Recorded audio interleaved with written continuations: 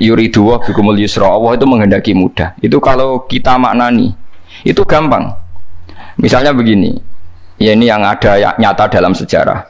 Ada berhala terpahat dari batu namanya Lata, Uzza, Manat. Lata, Uzza, Manat. Terus ada yang beberapa yang namanya enggak disebut Quran, kata Hubal, kata napa? Hubal.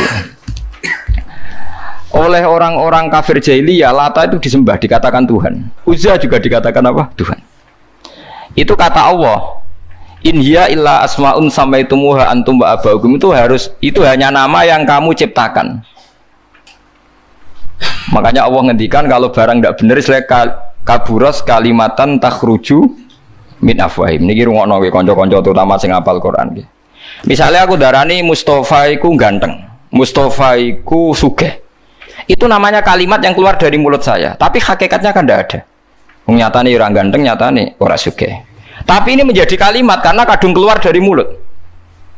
Kula baleni, tapi ini menjadi kalimat karena kadung keluar dari apa? Mulut. Misalnya saya bilang, wah Ruhin itu rambutnya lurus, alim, ganteng, pinter. Ini hanya keluarnya kalimat yang keluar dari mulut, tapi kan nggak ada kenyataannya.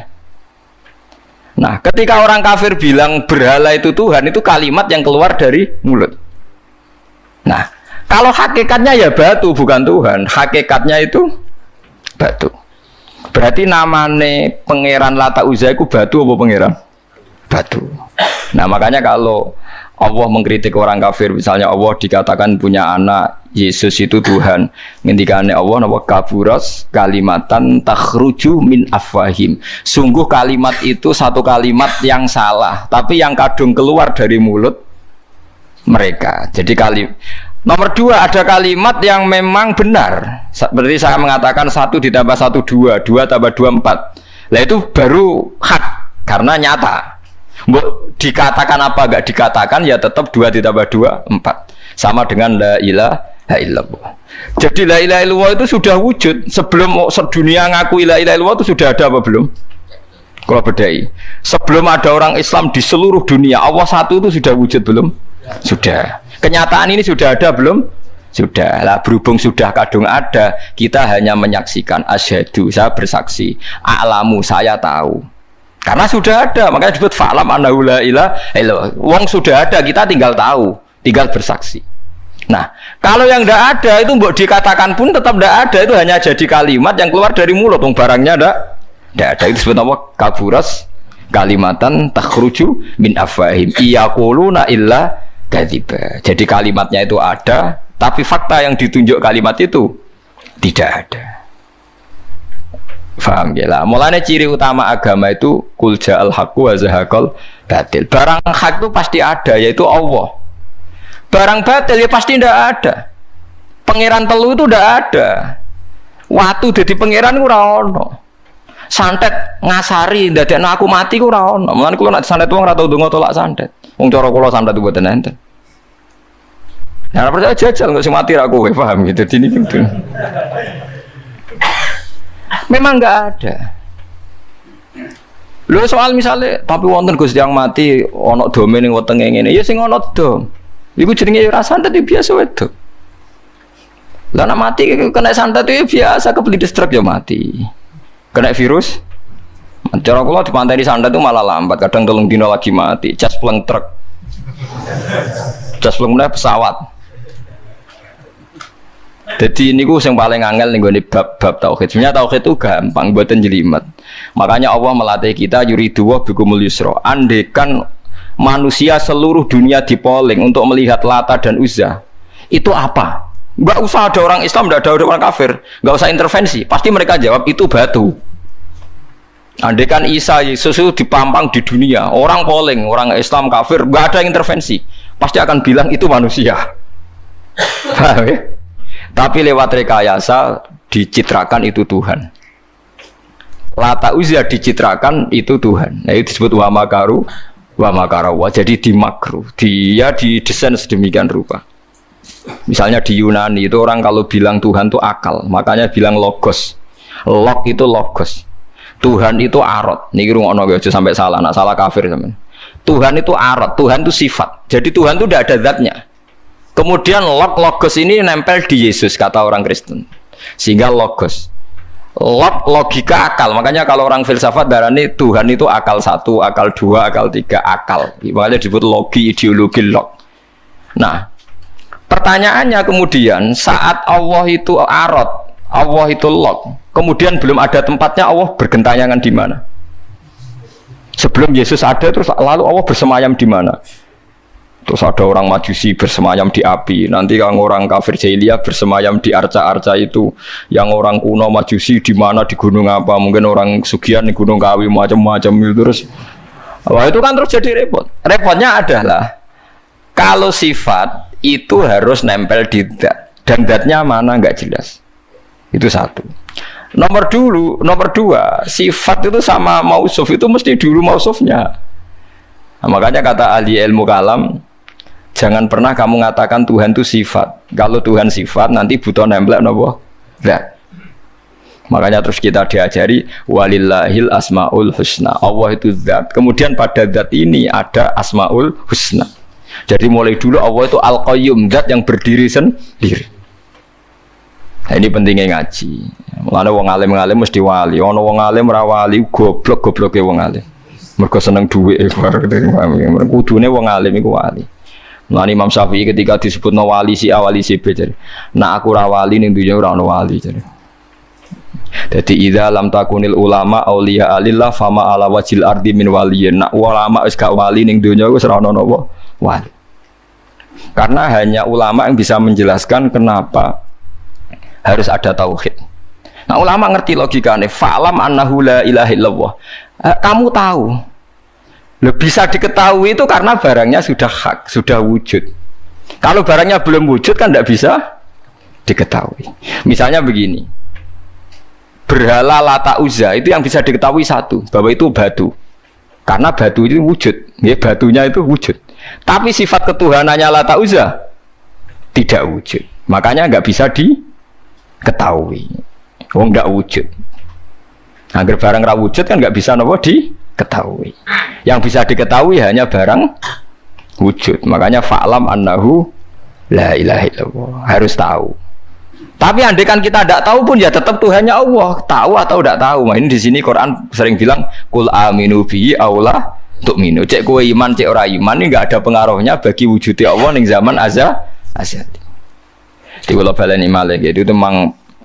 Jadi dulu itu orang-orang terjebak ketika Tuhan yang Yunani dianggap logos log. Kemudian di Timur Tengah Tuhan itu dianggap satu arot sing nemplek sifat sing nemplek ning berhala-berhala. Engko ning gone daerah Majusi ning wasani sing nemplek ning napa geni macam-macam. Mon niku walhasil akhirnya semuanya itu kalah dengan tauhid sing digawa Kanjeng Nabi Muhammad sallallahu alaihi wasallam. Bahkan sekarang tiang Nasrani pun itu tidak pede dengan teori trinitasnya. Orang kan sekarang tahu semua kan perdebatannya Ahmad Didat sama Stanley Fischer itu macam-macam itu kan sampai ada seorang mahasiswi dari Swiss ketika yakin sifat Tuhan yang dijelaskan Ahmad Didat bilang sepertinya Tuhan Anda lebih menarik. Karena dibilang Tuhan Islam itu tidak punya anak, tidak diperanakkan, tidak ada padanannya. Kalau Tuhan Anda ini padanannya banyak gini-gini terus itu ada orang tertarik. Sepertinya Tuhan Anda lebih menarik. Karena sifatnya lebih apa? Ya lebih menarik. Terus tadi maknanya walat itu kalau menurut ilmu kalam itu dua. Walat itu anak fisik, anak gen. Atau walat maknanya tawalud, konsekuensi dari satu hal. Tapi tidak karena diciptakan. Itu tadi misalnya HP dan pulpen ini benturan itu menimbulkan suara. Suara ini diciptakan HP apa suara itu tidak ada yang menciptakan? Yuna ilmu kalam dibagas. Nah kamu bilang diciptakan HP, HP-nya sendiri tidak merasa menciptakan. Batu sama batu benturan terus ada suara. Kamu bilang diciptakan siapa? Diciptakan batu. Batunya takoi. Kamu yang menciptakan suara itu? Enggak, saya tidak punya akal loh. Paham? Nah lalu yang menciptakan suara itu siapa? Suara itu udah ada.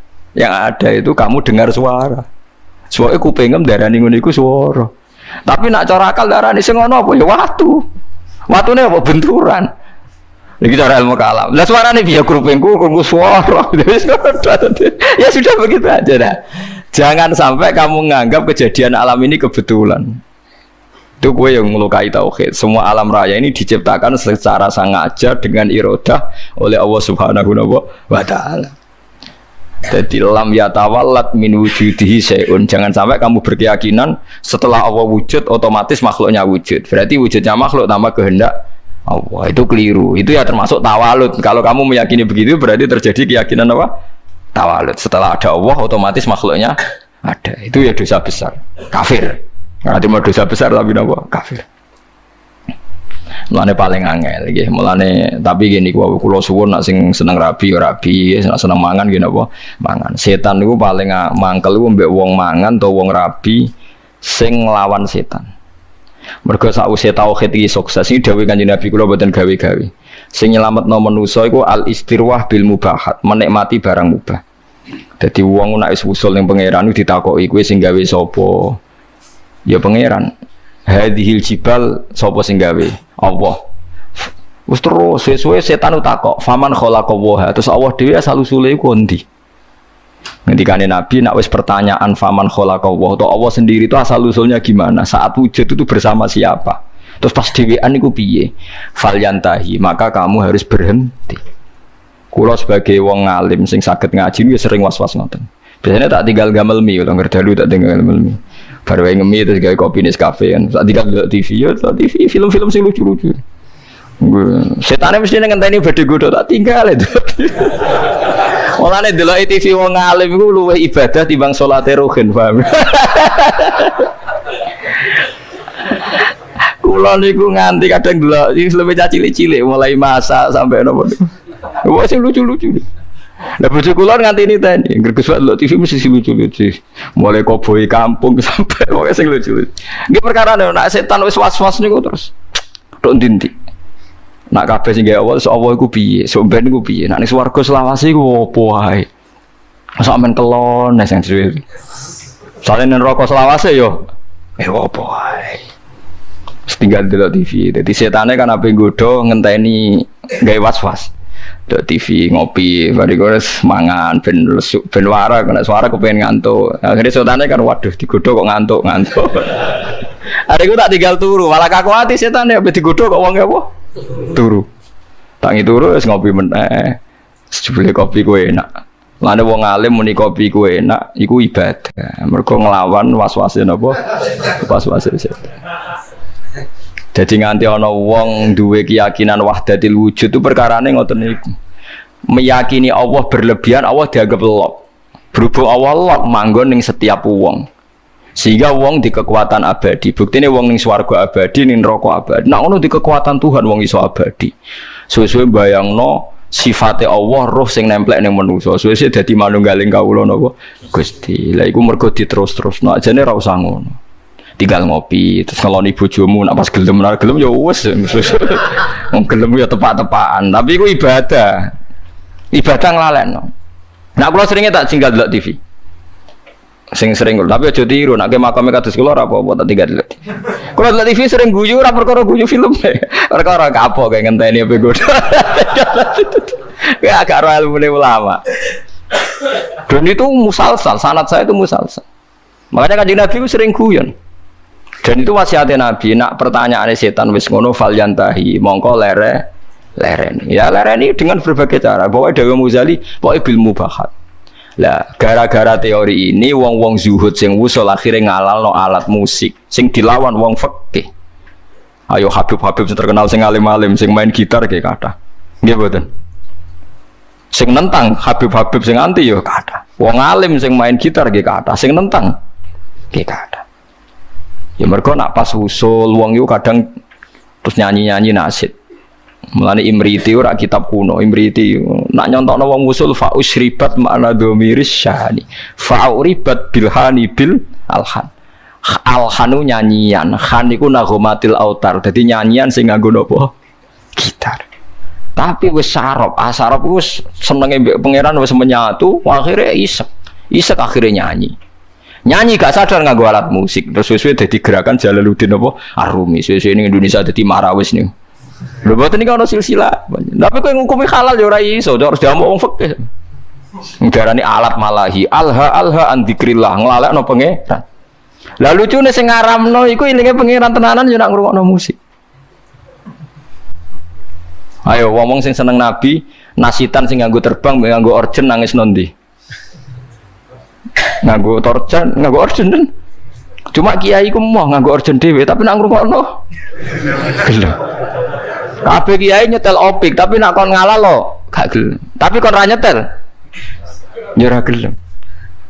Kula nate mbantah kiai, lan jenengan ngaramno kok ngrungokno. Beda ngrungokno. Jadi hukum tapi gak tanggung napa? Jalan. Nah cara kula ngeten iki mboten naif. Kalau orang LSM kan nyoal. Wong mau make kok ndak mau ngalalkan. Cara kula setuju ngoten. Mergo bayangno nak Mustofa gitar suaranya yo ora enak ngoten lho. Artinya kalau kiai itu ngungkapno gitar terus main gitar kan juga ndak mesti enak. Ya tapi asal lu berangkat kok isek neng pangeran tuh bagus. Mergo setan butuh dilawan bil mubahat. Eling-eling setan tuh harus dilawan bil mubahat. Niku dawuh semua ulama sing usul ilallah. Sebenarnya akhirat tuntut tahu fatwaku salah. Semua asal karena ketemu Tuhan deh usul. Tidak bisa ada kamu lawan dengan mubahat. Memang harus dilawan dengan mubahat. Lane setan susah pol. Ana wong ngeloni bojone setan yo susah pol. Ana wong guyon mbek anake setan susah pol.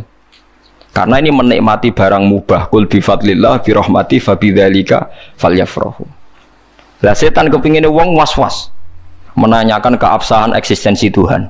Ya kok wong filosof. Tuhan itu arot apa-apa.